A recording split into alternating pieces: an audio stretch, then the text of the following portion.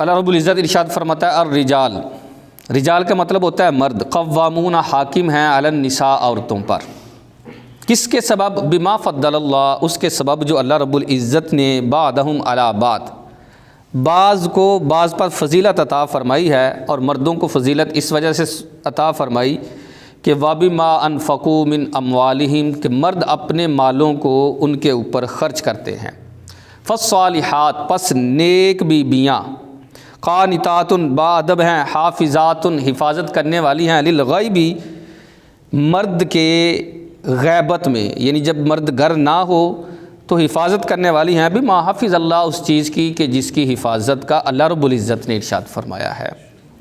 واللاتی، اور وہ تخافون نشوزہن، کہ جن سے تمہیں نافرمانی کا خوف ہے کہ یہ عورت میری نافرمانی کرے گی، میری بات نہیں مانے گی، فرمایا فَعِظُوهُنَّ، یہ یاد رکھیں یہ گھر کو چلانے کا ایک طریقہ قرآن پاک میں بیان کیا جا رہا ہے۔ ایک ہم اپنے مائنڈ کے مطابق گھر چلاتے ہیں، ایک ہے جس نے انسان کو پیدا کیا ہے وہ ہمیں طریقہ بتا رہا ہے کہ تم نے گھر کو کیسے چلانا ہے۔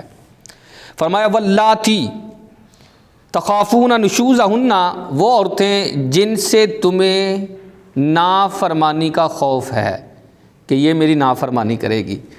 سب سے پہلا سٹیپ کیا اسلام نے دیا؟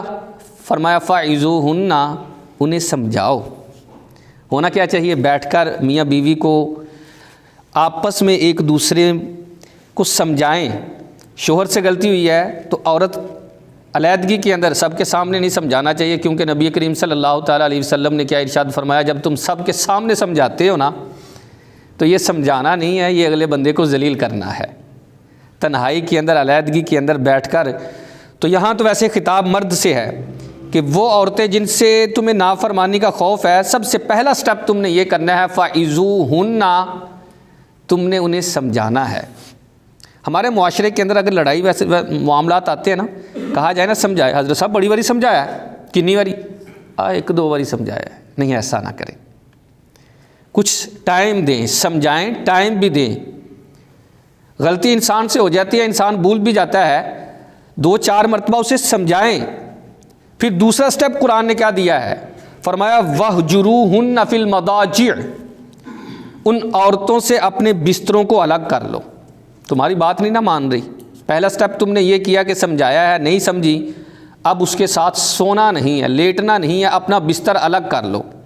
یقین مانیں تجربے کی بات ہے، بڑے سارے لوگ ایسے معاملات لے کر آتے ہیں، جب قرآن کا یہ اصول بتایا جاتا ہے نا فَعِظُوهُنَّ وَاهْجُرُوهُنَّ فِي الْمَضَاجِعِ، کہ سمجھاؤ، اس کے بعد جو ہے ان سے اپنے بستر الگ کر لو۔ عورت جتنی مرضی دلیر ہو، لیکن جب مرد اپنا بستر الگ کرتا ہے نا، اگرچہ وہ پھولوں کی سیج پر بھی لیٹی ہوگی نا، وہ اپنے آپ کو کانٹوں پر محسوس کرے گی، کیونکہ جس رب نے انسان کو پیدا کیا نا، جس نے فطرت کو بنایا ہے، اس فطرت بنانے والے نے ہمیں یہ نظام چلانے کا حکم دیا ہے، اس کے مطابق زندگی گزارنے کا حکم دیا ہے۔ تو فرمایا وَاهْجُرُوهُنَّ فِي الْمَضَاجِعِ، بسترے الگ کر لو، گفتگو ترک کر دینی ہے، بسترے الگ کر لیں، ان سے سونا نہیں ہے، اس کی ضروریات تو پوری کرنی ہے، کھانا کھلانا ہے، جو معاملات ہیں وہ چلیں گے، لیکن آپ اپنا بستر الگ کر لیں۔ پھر تیسرا سٹیپ دیا ہے، فرمایا وَاضْرِبُوهُنَّ، پھر انہیں مارو۔ ہمارے معاشرے کے اندر جو تیسرا سٹیپ ہے، یہ پہلا سٹیپ ہوتا ہے، پہلے ہم ہاتھ اٹھاتے ہیں، پھر نہ مانے تو خاندان والوں کو بلا کر سمجھاتے ہیں، تو پھر جو معاذ اللہ دوسرا سٹیپ تھا نا بستر الگ کرنا، وہ ہم طلاق کی صورت میں کہتے ہیں جی فارغ، اس نے تو میری گال ہی نہیں سنی۔ یہ نظام جو اللہ دے رہا ہے نا، جس نے فطرت کو بنایا ہے، انسان کو بنایا، وہ ہمیں دے رہا ہے یار، اس کے مطابق آئیں نا، ذرا آپ سمجھائیں، بسترے الگ کریں، اور مار بھی بھائی وہ مار نہیں ہے کہ جو معاذ اللہ کہ بندہ ہاتھ پیر ہی توڑ دے، تسی پرانا غصہ ہوتے تو اج کڈ لو سارا، نہ ایسا نہیں ہے، سخت مار نہیں ہے، یہاں سخت مار نہیں ہے، اور نہ ہی اعضائے مشرفہ، یہ جو چہرہ ہے اس کے اوپر بھی مارنے کی اجازت نہیں ہے، ہلکی مار مارنے کی اجازت ہے۔ یہ سٹیپ آپ نے کر لیا تو فرمایا فَإِنْ أَطَعْنَكُمْ، اگر وہ تمہاری فرما برداری کرنے لگ جائے تو فلا تبغوا علیہن سبیلا، تو پھر اس کے اوپر کوئی زیادتی کی راہ تلاش نہ کرو، پرانے تانے نہیں دینے۔ گھر ٹوٹتا پتہ کہاں ہے؟ اسی پرانے مردے جڑے نا وہ کھیڑنا شروع کر دینے ہیں، وہ تانے دینے شروع کر دیتے ہیں۔ جب اس نے اس راہ سے توبہ کر لی، ہم خود ہی اس کو توبہ پر قائم نہیں رہنے دیتے، دوبارہ بار بار تانے، آ جا بھائی۔ تو فلا تبغوا علیہن سبیلا، فرمایا اب اس کے اوپر زیادتی کی کوئی راہ تلاش نہ کرو۔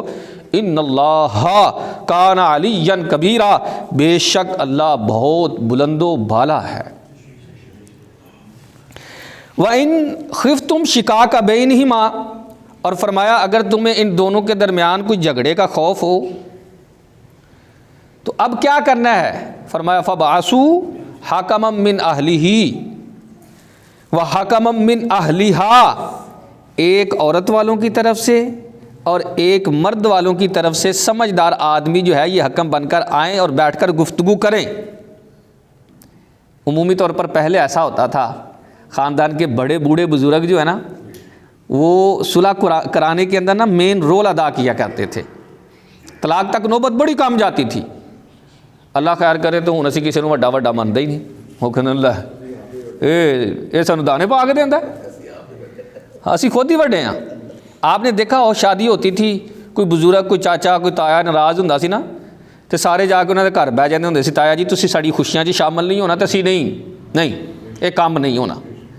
ہوں کہتے نہیں ہوندا تے نہ آئے بھائی، وہ کہڑا ساڈا اتنے دانے پا کے دیندے نے، ساڈا کہڑا سرکت وہ چلتا ہے۔ ایسا نہ کریں۔ یہ قرآن بیان کر رہا ہے کہ بڑے برے سیانے بزرگوں کو جو ہے وہ حکم بناؤ۔ جب تم حکم بناؤ گے ان یریدا اصلاحا، اگر ان دونوں کا ارادہ ہوگا نا صلح کا، یوفق اللہ بینہما، اللہ ان دونوں کے درمیان صلح کی سبیل پیدا فرما دے گا۔ بڑے کتنے پیارے انداز سے یار ہمارا رب ہمیں سمجھا رہا ہے، کتنا سونا انداز ہے نا، کتنے جیسے بڑے پیار سے کہ ایسے کر لو ایسے کر لو ایسے کرو۔ فرمایا ان اللہ کان علیما خبیرا، اور بے شک اللہ تو ہر کام سے باخبر ہے نا۔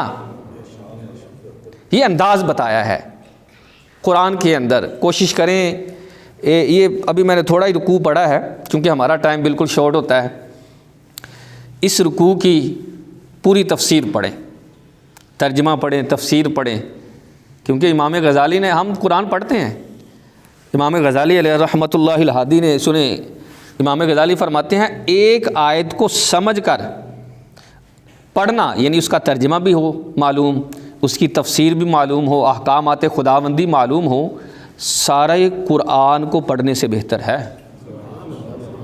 قرآن کو سمجھنا جو ہے نا یہ ایک معنی رکھتا ہے یار۔ ہم پڑھتے تو ہیں، رمضان آندا تے اسی کہنے او قاری صاحب الحمدللہ جی 10 قرآن پاک ختم کیتے نے جی، اسی 20 قرآن پاک ختم کیتے نے۔ قرآن کو سمجھنا بھی ایک چیز ہے بھائی، سمجھ